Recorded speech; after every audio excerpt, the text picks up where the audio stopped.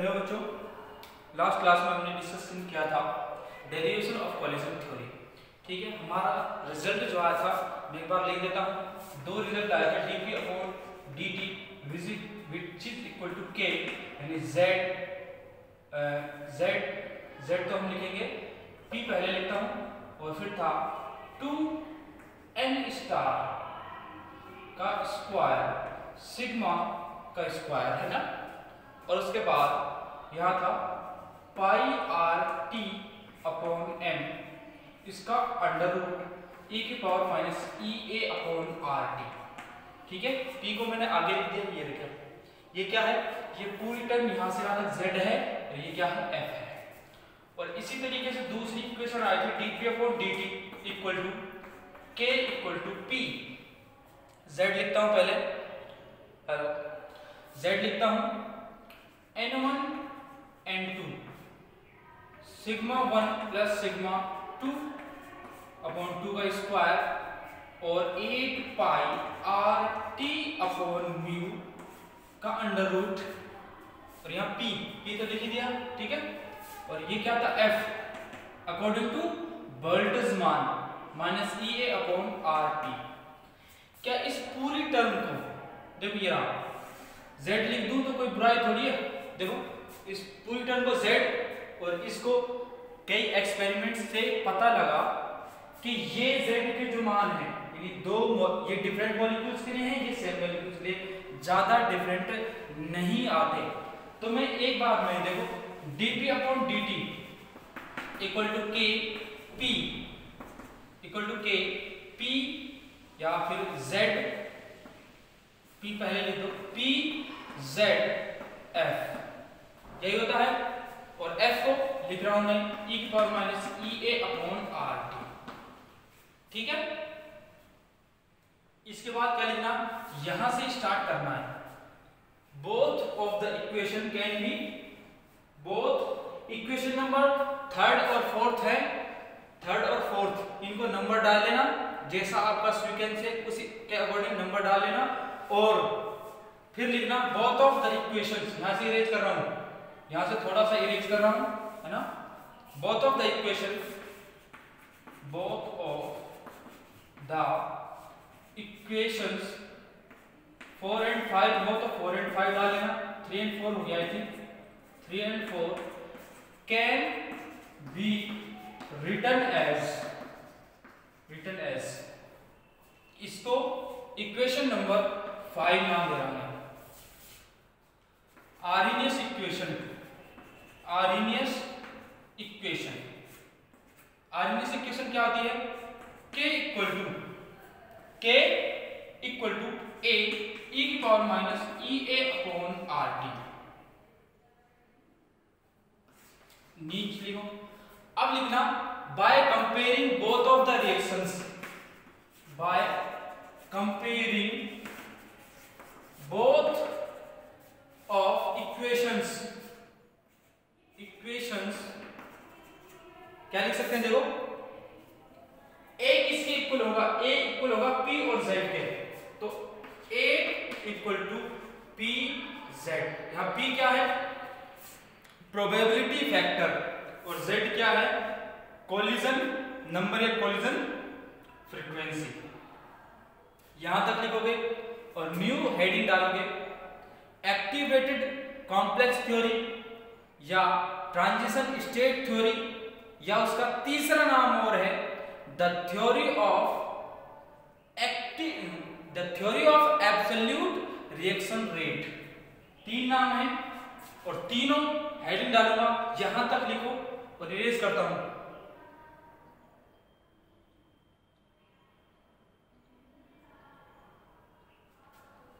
Erase करूं, yes, मैंने result लिखा और आर्हेनियस इक्वेशन लिख के दोनों को कंपेयर कर दिया। हेडिंग डाल रहा हूं,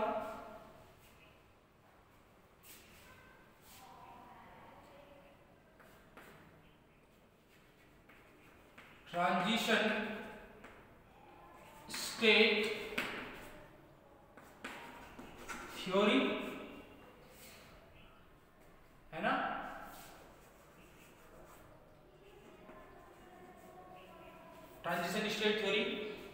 या एक्टिवेटेड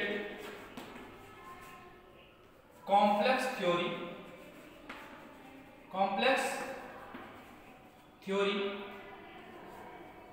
या फिर the theory of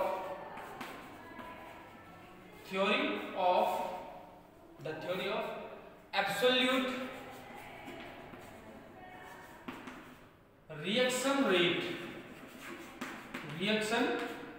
rate, the theory of absolute reaction rate, ये तीन नाम है। इसे शॉर्ट में टीएसटी, जहां मुझे जरूरत पड़ेगी टीएसटी लिख दूंगा, इसे एसीटी, दो ही वर्ड यूज करूंगा शॉर्ट में।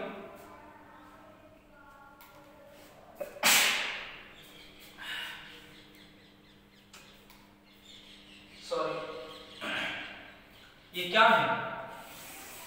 यू कैन सी, यहां एक्टिवेटेड कॉम्प्लेक्स की बात हो रही है, या मैं कहूं ट्रांजिशन स्टेट की बात हो रही है। जो रिएक्शन रेट है, जो कोलिजन थ्योरी है, उसका जो मेन लिमिटेशन थी कि वो सिर्फ गैसेस रिएक्शन के लिए ही एप्लीकेबल होती है। मैंने क्या कहा? जो कोलिजन थ्योरी है, collision theory is only applicable for gases reaction, जो गैसेस स्टेट में होती है ऐसी रिएक्शन के लिए ही एप्लीकेबल है। ये उसकी सबसे बड़ी लिमिटेशन थी, उसका ड्रॉबैक था, है ना, शॉर्टकमिंग थी। तो हमने देखा एक्टिवेटेड कॉम्प्लेक्स थ्योरी, यह है किसके बारे में बात करते हैं? जो एक्टिवेटेड कॉम्प्लेक्स फॉर्म होता है या ट्रांजिशन स्टेट फॉर्म होती है, कब होती है? याद करो, मान लो ऐसी रिएक्शन है कोई, यहां क्या है? रिएक्टेंट है, और यहां क्या है? प्रोडक्ट है। और हम जानते हैं इस पीक पर एक स्पीसीज फॉर्म होती है जिसे हमने ट्रांजिशन कॉम्प्लेक्स या ट्रांजिशन स्टेट कहा था। क्या कहा था? ट्रांजिशन स्टेट कहा था। इस स्टेट को क्या कहा था? Transition state. इस स्टेट पर एक स्पीसीज फॉर्म होती है, उसे क्या कहा? एक्टिवेटेड कॉम्प्लेक्स कहा। तो उसी के नाम पर ये थ्योरी दी गई, एक्टिवेटेड कॉम्प्लेक्स थ्योरी। क्लियर? क्या है? Activated complex theory. यहां क्या है? रिएक्शन कोऑर्डिनेट्स हैं और यहां एनर्जी है। अब जो रेट है किस पर डिपेंड करता है? अकॉर्डिंग टू टीएसटी जो रेट है वो इस पर डिपेंड करता है, रेट ऑफ रिएक्शन, इसकी कॉन्सेंट्रेशन पर। अब ऐसा भी हो सकता है कि जो ट्रांजिशन या एक्टिवेटेड कॉम्प्लेक्स है वो वापस रिएक्टेंट में कन्वर्ट हो जाए। तो मैं कहूंगा कि इसकी कॉन्सेंट्रेशन पर डिपेंड तो करेगा, यानी जितनी इसकी कॉन्सेंट्रेशन होगी उतना प्रोडक्ट का फॉर्मेशन ज्यादा होगा। एक बात और कि कुछ फ्रैक्शन ऐसा होगा कि वही प्रोडक्ट में कन्वर्ट होगा। तो मैं कहूंगा रिएक्शन का जो रेट है दो चीजों पर, कोलिजन थ्योरी के एक्टिवेटेड कॉम्प्लेक्स थ्योरी के अकॉर्डिंग दो बातों पर निर्भर करता है, डिपेंड करता है। कॉन्सेंट्रेशन ऑफ एक्टिवेटेड कॉम्प्लेक्स, और दूसरी बात डिकम्पोजिशन ऑफ एक्टिवेटेड कॉम्प्लेक्स, यानी रेट ऑफ डिकम्पोजिशन ऑफ, देखो लिख देता हूं, rate of decomposition of activated complex या ट्रांजिशन स्टेट। अब ऐसा क्यों हुआ? ट्रांजिशन स्टेट क्या है? ट्रांजिशन स्टेट पर और हम जानते हैं जब एक रिएक्टेंट एक रिएक्टेंट प्रोडक्ट में जब कन्वर्ट होता है तो कुछ बॉन्ड्स फॉर्म होते हैं, कुछ बॉन्ड टूटते हैं, ब्रेक होते हैं। तो ट्रांजिशन स्टेट पर कुछ बॉन्ड्स ब्रेक हो रहे होते हैं, कुछ बॉन्ड टूट रहे होते हैं। ट्रांजिशन स्टेट पर ऐसा नहीं बोल सकते कि आधा बॉन्ड टूट गया और आधा बॉन्ड बन गया, सिर्फ कहते पार्शियली जो कुछ हो रहा है, पार्शियली बॉन्ड ब्रेक हो रहे हैं, पार्शियली बॉन्ड फॉर्म हो रहे हैं। For example 2HI gives H2 plus I2। क्या हुआ कि यहां HI मॉलिक्यूल है 2। क्या है? HI मॉलिक्यूल है। क्या है? HI मॉलिक्यूल है। अब ये किसका फॉर्मेशन करेंगे? H2 प्लस I2 का। और कैसे करेंगे? H2 प्लस I2 बनने से पहले, यानी हाइड्रोजन और आयोडीन बनने से पहले एक स्टेट होगी। मैं इसको स्टेबल नहीं बता रहा कि ये स्टेबल है, नहीं, एब्सोल्युटली नॉट। मैं इसकी स्टेबिलिटी के बारे में बात ही नहीं कर रहा। मैं बात कर रहा हूं कि कहीं किसी सिचुएशन पर ऐसा हो रहा होगा कि कुछ बॉन्ड बन रहे होंगे, कुछ बॉन्ड फॉर्म हो रहे होंगे, कुछ बॉन्ड ब्रेक हो रहे होंगे। तो क्या हो रहा होगा? हाइड्रोजन और आयोडीन के बीच में बॉन्ड क्या हो रहे होंगे? ब्रेक हो रहे होंगे। और किस किस के बीच में बॉन्ड बन रहे होंगे? हाइड्रोजन के बीच में बॉन्ड बन रहे होंगे। और ऐसे ही ये जो HI है इसके बीच में भी बॉन्ड ब्रेक हो रहे हैं। और इनके बीच में I और I के बीच में भी, आयोडीन के बीच में भी बॉन्ड फॉर्म हो रहे होंगे। तो इसे लिखूंगा मैं, यहां बॉन्ड ब्रेक हो रहा है, B से रिप्रेजेंट कर रहा हूं। यहां बॉन्ड ब्रेक हो रहा है, यहां बॉन्ड फॉर्म हो रहा है, यहां बॉन्ड फॉर्म हो रहा है। It doesn't mean half bond break हो गया, हाफ बॉन्ड फॉर्म हो गया। सिर्फ इतनी सी बात है कि पार्शियली बॉन्ड का फॉर्मेशन है और पार्शियली बॉन्ड की ब्रेकिंग है। That's it, that's all. Clear? पहले थोड़ा सा लिखेंगे, फिर अगेन सारी चीजों को लिखेंगे और डेरिवेशन के बारे में बात करेंगे। ठीक है? पहले थोड़ा सा लिखो। अकॉर्डिंग टू, एक मिनट, एक लाइन लिखो, sorry,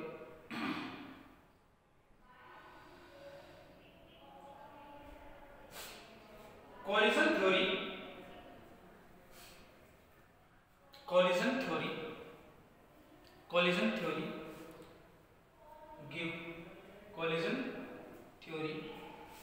give correct results। collision theory give correct results in gaseous state। collision theory give correct results in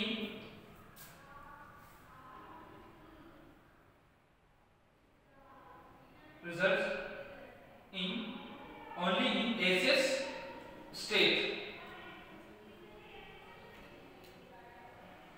This is the biggest shortcoming या drawback, this is the biggest shortcoming of collision theory। This is the biggest shortcoming of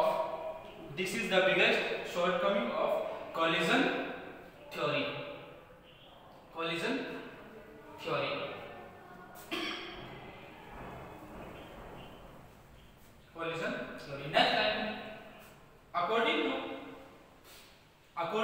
next line में according to transition state theory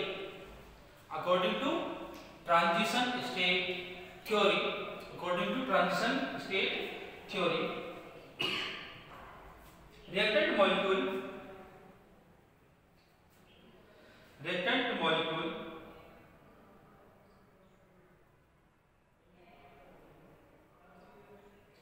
form activated complex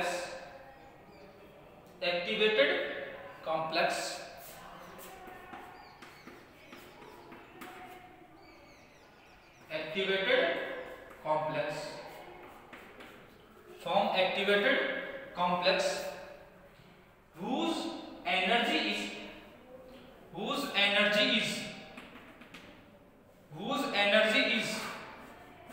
highest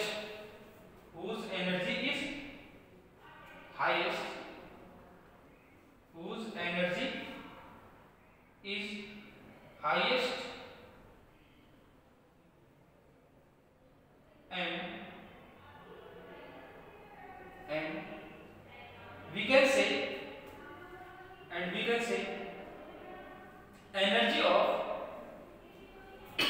we can say energy of activated complex energy of activated complex is higher,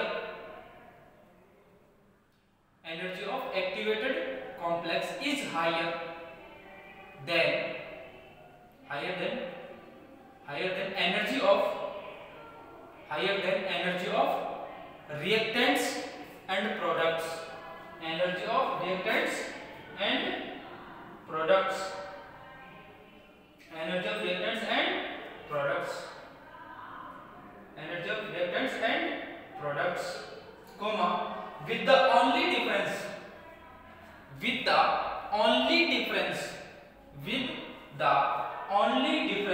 that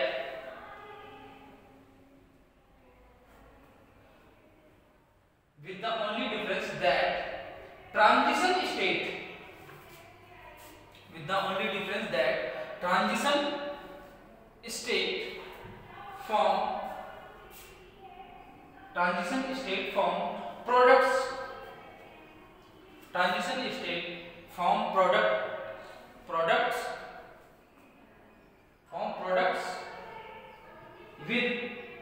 from products with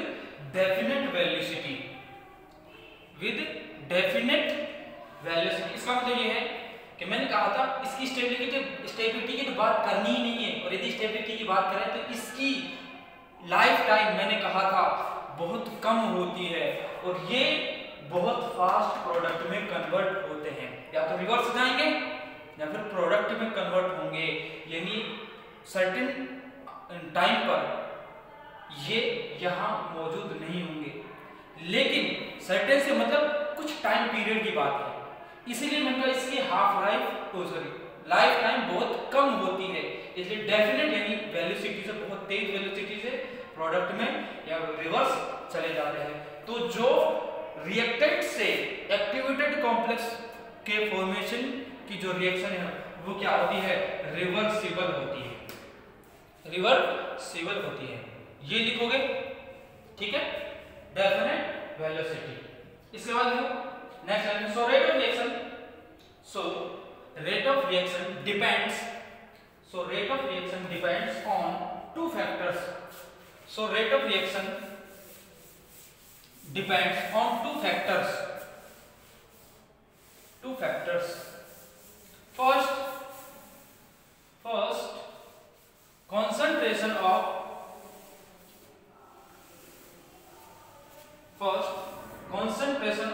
activated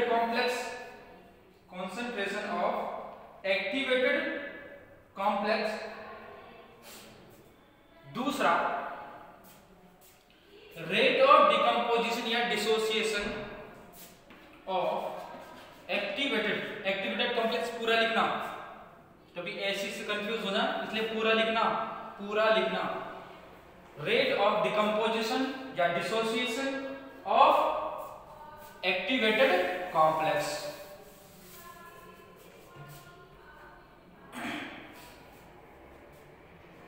तो मैं कह सकता हूं कि जो reactant है पहले किस में कन्वर्ट होगा, वो एक्टिवेटेड कॉम्प्लेक्स में कन्वर्ट होगा, मैंने लिखवाया भी था, और फिर प्रोडक्ट का फॉर्मेशन होता है, ये लिखो, reactant to activated complex then products. Example H या फिर ऐसा लिखो 2HI gives H2 plus I2, ठीक है, यहां HI प्लस HI रिवर्स भी लिख सकते हैं, रिएक्शन है ना, इक्विलिब्रियम में शो करना, ये H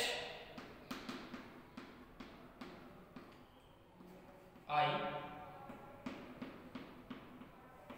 H I, यहां लिखना B, यहां F, यहां F, यानी ब्रेक हो रहे हैं, ये फॉर्म हो रहे हैं, ये ब्रेक हो रहे हैं, B से ब्रेक और F से फॉर्म हो रहे हैं, F क्लियर। जल्दी से लिखो।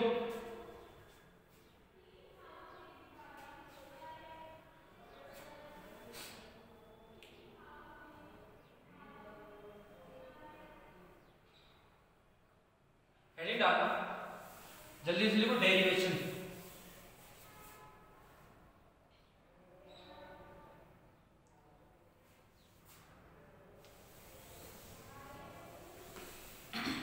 वीडियो को पॉज करो, जल्दी से लिखो 1 2 3 ओके। अब बात करते हैं derivation. Derivation of rate constant for biomolecular reaction है, क्योंकि जितनी ज्यादा मॉलिक्युलरिटी इंक्रीज करेगी तो रिएक्शन के लिए डेरिवेशन उतना ही कॉम्प्लिकेटेड होगा। इसलिए हमारे सिलेबस में जो जितना है उतना ही स्टडी करेंगे। तो स्टडी करते हैं derivation of rate constant. Rate constant की स्टडी के लिए देखो ध्यान से। Derivation, let's assume A plus B gives, देखो पहले एक्टिवेटेड कॉम्प्लेक्स बनेगा तो मैं रिवर्सिबल रिएक्शन दिखाऊंगा। क्या बनेगा? Activated complex. मैं इसे है से दिखा रहा हूं। ये एक्टिवेटेड कॉम्प्लेक्स है विच इज गिविंग AB। यहां K लिख देता हूं, K1, या फिर ऐसे लिखो K2 लिख दो, ज्यादा बेटर रहेगा, है ना। अब यहां इक्विलिब्रियम किस के बीच है? एक्टिवेटेड कॉम्प्लेक्स और रिएक्टेंट के बीच में। और मैंने कहा था कि जो एक्टिवेटेड कॉम्प्लेक्स है वो बैकवर्ड में प्रोडक्ट रिएक्टेंट का फॉर्मेशन कर सकते हैं। एक्टिवेटेड कॉम्प्लेक्स इसका दोबारा से रिएक्टेंट का फॉर्मेशन करता है। जरूरी नहीं है कि प्रोडक्ट सारा का सारा प्रोडक्ट में कन्वर्ट हो जाए। तो मैं लिखूंगा, यहां लिख देना रिएक्टेंट, यहां एक्टिवेटेड कॉम्प्लेक्स, वैसे K लिखना ज्यादा बेटर रहेगा, K1, है ना। बात करते हैं in on equilibrium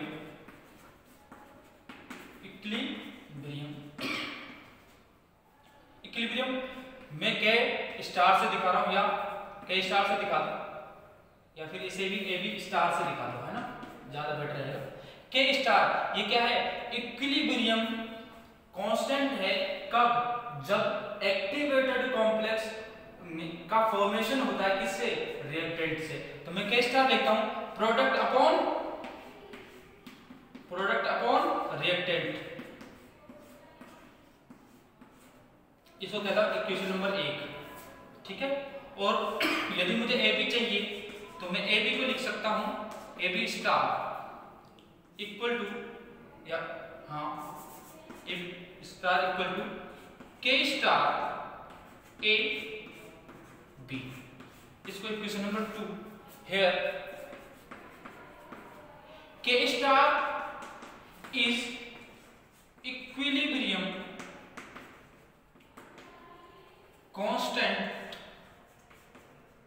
constant for the formation of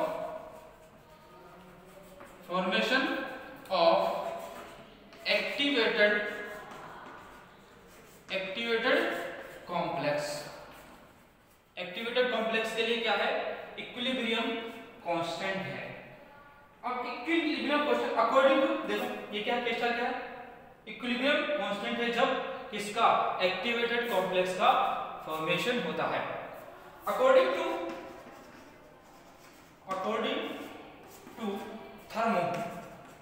thermodynamics, according to thermodynamics क्या कहता है? डेल्टा G इक्वल टू, या नहीं, K star equal to E की power minus delta G upon RT। क्या कहता है? According to thermodynamics. अगेन ये क्या है?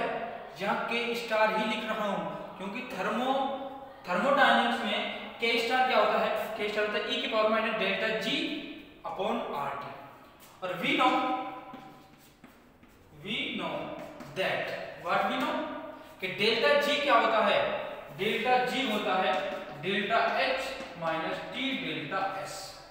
क्या होता है, delta G equal to delta H minus T delta S. यहां delta G here delta G क्या है, फ्री एनर्जी है ना, free energy for activation, energy for activation, activation. Delta H क्या है, एंथैल्पी, एंथैल्पी, और डेल्टा एस क्या है, एंट्रोपी।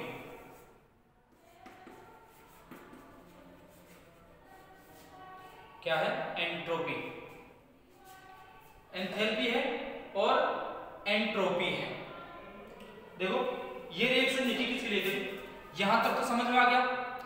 थर्मोडायनामिक्स का यूज करके मैंने बोला था कि यहां बहुत सारे कॉन्सेप्ट यूज होने वाले हैं, तो थोड़ा सा पेशेंस रखें, सिलेबस में इसलिए पढ़ा रहा हूं, चीजें बिल्कुल क्लियर है। थोड़ा सा डेरिवेशन है, बायो वाले को समझ में आएगा, मैथ वाले को समझ में आएगा। तो K star equal to e power minus delta G upon RT, और हम जानते हैं डेल्टा G क्या होता है, delta H minus T delta S, और delta G free energy for activation, delta H क्या है, एंथैल्पी, और डेल्टा S क्या है, एंट्रोपी। ये किसके लिए है, for the formation of activated, ये सब किसके लिए है, एक्टिवेटेड कॉम्प्लेक्स के लिए है। ये सब कुछ एक्टिवेटेड कॉम्प्लेक्स के लिए है, ठीक है। अब बात करते हैं, यदि मैं उस इक्वेशन से K स्टार यहां लिखूं, ये सॉरी ऐसे यहां डेल्टा जी की वैल्यू इसमें रखूं, इसको इक्वेशन नंबर 3 नाम दे दो, इसको 4 नाम दे दो, ठीक है। और मैं इक्वेशन नंबर 4 में यहां वैल्यूज को पुट करता हूं, इरेज करूं क्या, यहां से इरेज करूंगा, जल्दी से लिखो, लिख लिया हो तो ठीक है।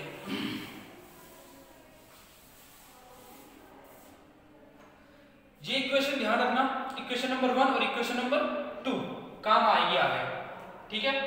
वैल्यू रखता हूं, K स्टार क्या होगा, K स्टार देखो ध्यान से, K स्टार क्या है, E माइनस डेल्टा जी की वैल्यू देखो, delta H minus T delta S है, तो delta G upon RT, sorry E की power minus delta H upon RT, यानी दोनों चीजों को अलग अलग लिख सकता हूं। देखो देखो देखो कंफ्यूज नहीं होना, delta H minus T delta S upon RT, ठीक है। अलग अलग कर रहा हूं, देखो अलग अलग कर रहा हूं, अलग अलग कर रहा हूं। E की पावर माइनस डेल्टा H, और यहां माइनस अंदर जाएगा तो प्लस हो जाएगा, T डेल्टा S यानी प्लस T डेल्टा S, तो इसको अलग करके लिखा जा सकता है, ये अपॉन RT हो जाएगा। RT डेल्टा H के अपॉन में भी है, T डेल्टा S के अपॉन में भी है, तो देखो E यहाँ T डेल्टा S है अपॉन RT, तो क्या बचेगा, डेल्टा S अपॉन R, क्या बचेगा, डेल्टा S अपॉन R। यह है इक्वेशन नंबर 5, क्लियर। यह इक्वेशन नंबर 5 हो गई। अब अगर रिएक्शन की बात करें,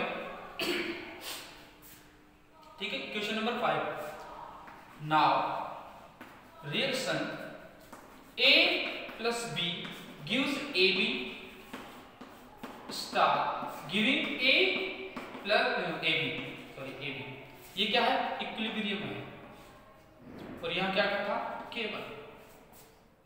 यदि मैं इस रिएक्शन के लिए रेट की बात करूं, यहां से रेट कर रहा हूं,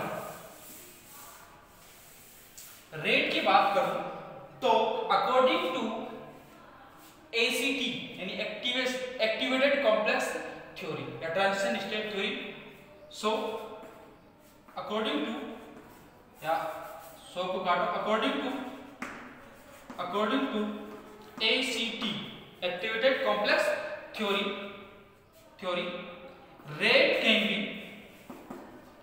rate can be रिटर्न कैसे लिखा जा सकता है? तो रेट होगा, रेट ऑफ रिएक्शन होगा कॉन्सेंट्रेशन ऑफ रिएक्टेंट। मैंने कहा था किस पर डिपेंड करता है? Concentration of reactant and rate of decomposition of activated complex. तो multiply rate of dissociation of activated complex, rate क्या है? Concentration of reactant multiply rate of dissociation of activated complex.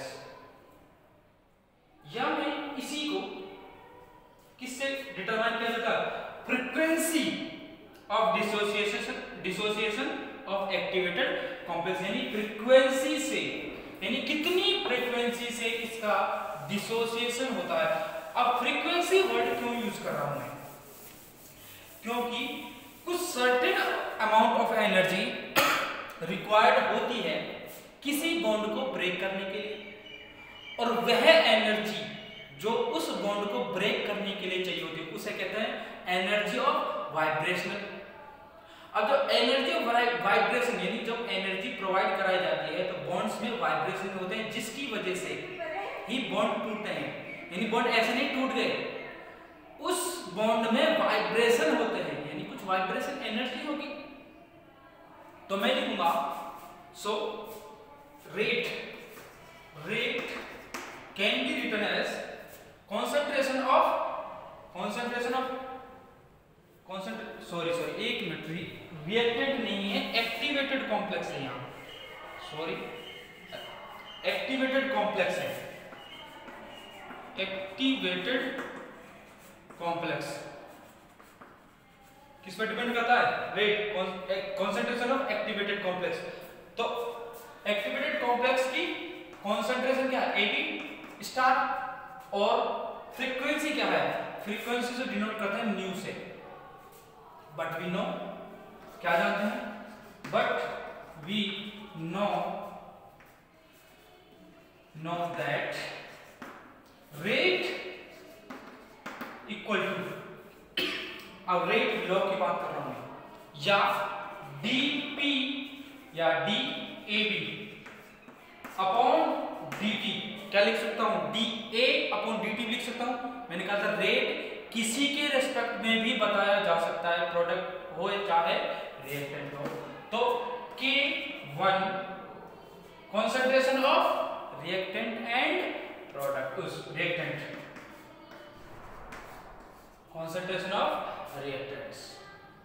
अब रिमेंबर वहां मैंने K1 निकाला था, सॉरी दोनों comparison करते हैं।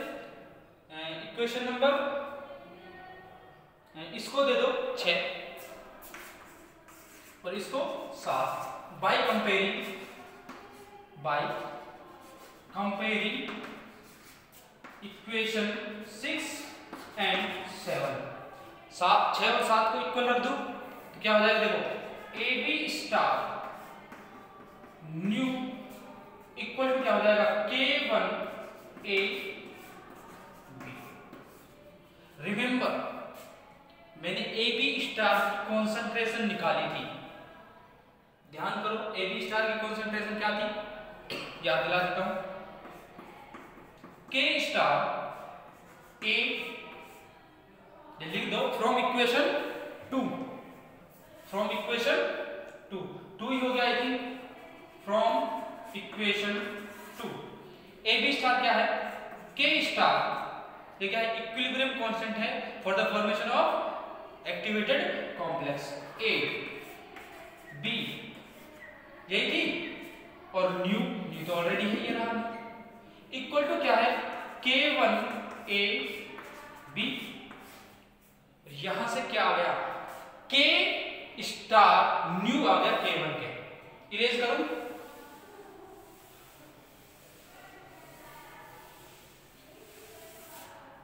मेरे पास K1 है, K स्टार न्यू के, K स्टार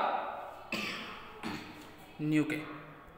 देखो वीडियो लेंथी हो रही है ना, और इससे आगे की चर्चा नेक्स्ट क्लास में करूँगा। थोड़ा सा ध्यान रखना कहाँ छोड़ा था, और आप तो कंटिन्यूस देखते हैं एक के बाद एक वीडियो, तो यहाँ से आगे की बात थोड़ा सा कम से कम 7-8 मिनट 10 मिनट का मान लो, मैं पूरा रिवाइज करवाऊंगा कैसे किया, और नेक्स्ट क्लास में इसी के बारे में दोबारा चर्चा करूंगा, और ये यूनिट अगली क्लास में मैं खत्म करूंगा। मिलते हैं नेक्स्ट क्लास में।